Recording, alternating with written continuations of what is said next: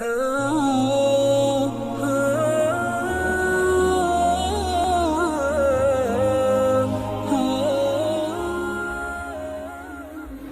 پی کے بھی طلاق واقع ہو جاتی ہے. اس پہ بھی لوگ اعتراض کرتے ہیں کہ شراب پینے میں تو وہ اپنے اختیار میں ہوتا نہیں ہے. جب شراب پیو تو نشے میں ہے نا. اچھا کسی حدیث میں نہیں ہے کہ شراب پینے سے طلاق نہیں ہوتی. خوب سمجھ لو. بعض لوگ کہتے ہیں نا شراب پیو تو پھر وہ جو حدیث آتا ہے لا طلاق ولا عتاق فی اغلاق, کہ طلاق اس وقت نہیں ہوتی جب انسان کے دماغ میں تالے پڑ گئے ہوں. اس سے مراد ہے نیند کی حالت میں, یا مجنون اور دیوانہ ہو جائے, پاگل ہو جائے. یہ جو کہتے ہیں نا طلاق میں شراب میں انسان اتنا پاگل نہیں ہوتا کہ اسے یہی نہ پتا ہو کہ میں, تبھی دیکھو جو شراب پی کے طلاق دے رہے ہوتے ہیں نا وہ بیوی کو دیتے ہیں, ماں بہن کو کبھی نہیں دیتے طلاق. سمجھ رہے ہو, کبھی بھی اپنی والدہ کو یا بہن کو یا دوست کو نہیں دے رہے ہوتے تو میری بیوی ہے تجھے طلاق, کبھی نہیں ایسے کہہ رہے ہوتے. ان کو پتا ہوتا ہے اس کو دینی ہے. تو شراب ایک ایسی چیز ہے جس میں انسان شرعی احکام کا مکلف رہتا ہے. غیر مسلموں کے ہاں شراب کے احکام, نشے کے احکام الگ ہیں اور بغیر نشے کے الگ. اسلام میں فرق نہیں ہے. آپ نے نشے کی حالت میں حواس باختہ ہو گیا, بندہ مار دیا, آپ کو قصاصاً لٹکایا جائے گا. آپ کہہ سکتے ہو کہ بھائی میں ہوش میں نہیں تھا, تو اسلام یہ کہتا ہے ٹھیک ہے آپ شراب پی کے ہوش میں نہیں تھے, پینے سے پہلے تو ہوش میں تھے نا. سمجھ رہے ہیں, یہ تو پتا تھا کہ میں جب پیوں گا تو میرا دماغ کام کرنا چھوڑ دے گا, تو پھر کچھ بھی ہو سکتا ہے. بندہ بھی مار سکتا ہوں, بیوی کو طلاق بھی دے سکتا ہوں. تو بندہ مارو گے تو لٹکو گے, بیوی کو طلاق دو گے تو نکاح ختم ہوگا. کیونکہ فقہا کہتے ہیں کہ اگرچہ شراب پی کے پورا کنٹرول اس کا دماغ پہ نہیں, ٹھیک ہے کنٹرول میں کمی آتی ہے, لیکن شراب پینے سے پہلے پورا کنٹرول تھا اور پتا تھا کہ اس پینے سے یہ بھی ہو سکتا ہے, کیونکہ شراب کے بعد کچھ بھی ہو سکتا ہے. تو پی کیوں آپ نے؟ اسی وجہ سے فقہا نے سمجھا ہے اسلام کو. وہ کہتے ہیں کسی نے زبردستی پلا دی پھر طلاق دینے سے واقع نہیں ہوگی, کیونکہ یہ آپ نے پی نہیں ہے اپنے اختیار سے. جب آپ اپنے اختیار سے پی رہے ہو اور پینے کے بعد کہہ رہے ہو میرا دماغ کام نہیں کر رہا اس لیے میں نے بندے کو مار دیا تھا, تو اسلام یہ کہتا ہے کہ پینے کے بعد آپ کا دماغ کام نہیں کر رہا تھا اور آپ نے غلطی سے بندہ مار دیا, پینے سے پہلے آپ کا دماغ مکمل کام کر رہا اور آپ اپنے ہر چیز کے ذمہ دار تھے. شریعت نے شراب کو حرام قرار اس لیے دیا ہے کہ پینے کے بعد آپ سے کچھ بھی ہو سکتا ہے, تو آپ نے کچھ کیا تو آپ اس کے ذمہ دار ہو گئے, کیونکہ آپ نے پی کیوں.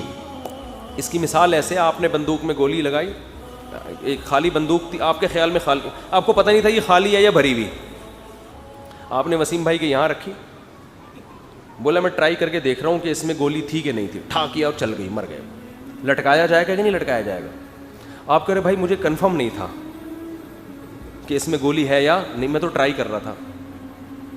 تو جج آپ سے یہ کہے گا کہ جب آپ کو کنفرم نہیں تھا کہ اس میں گولی ہے یا نہیں تو ہوائی فائر کر کے ٹرائی کر لیتے نا, اس کی کھوپڑی پہ کیوں ٹرائی کی ہے؟ تو شراب پینے والا بھی یہ کہہ سکتا ہے کہ مجھے یقین نہیں تھا کہ پینے کے بعد میری یہ کنڈیشن ہو جائے گی کہ میں بندہ مار دوں گا یا بیوی کو طلاق دے دوں گا. تو اسے یہ کہا جائے گا پینے سے پہلے تو پتا تھا نا کہ پینے کے بعد یہ بھی ہو سکتا ہے.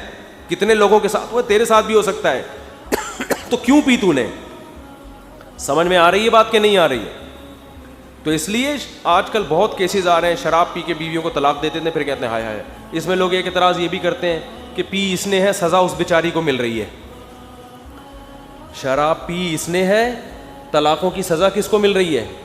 بیوی کو مل رہی ہے. تو خوب سمجھ لیں کہ اسلامی احکام میں آپ کو فنٹر بننے کی اجازت نہیں ہے. اس شریعت نے طلاق کا مدار آپ کی زبان پہ رکھا ہے, بیوی کے قصوروار ہونے یا نہ ہونے پہ نہیں رکھا. اگر نہ پیوی ہو اور بیٹھے بیٹھے ویسے ہی بیوی کو دے دی ہو تو بھی تو بیوی کا کوئی قصور نہیں ہوتا نا.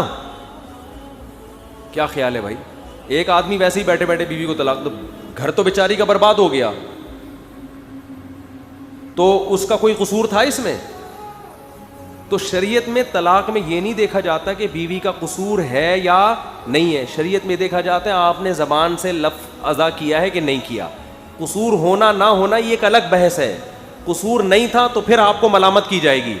اس کی مثال ہے جیسے بندوق کی گولی جب آپ کسی کے سر پہ رکھ کے چلا دیتے ہیں تو سامنے والے کا قصور ہو تو بھی مرے گا, قصور نہ ہو تو بھی مرے گا. تو اسلام میں ڈیورس ایسے ہی ہے کہ الفاظ ہیں, جب آپ نے زبان سے نکال دیے تو بیوی کا قصور ہو تو بھی تینوں لگیں گی, نہیں ہو تو بھی لگیں گی.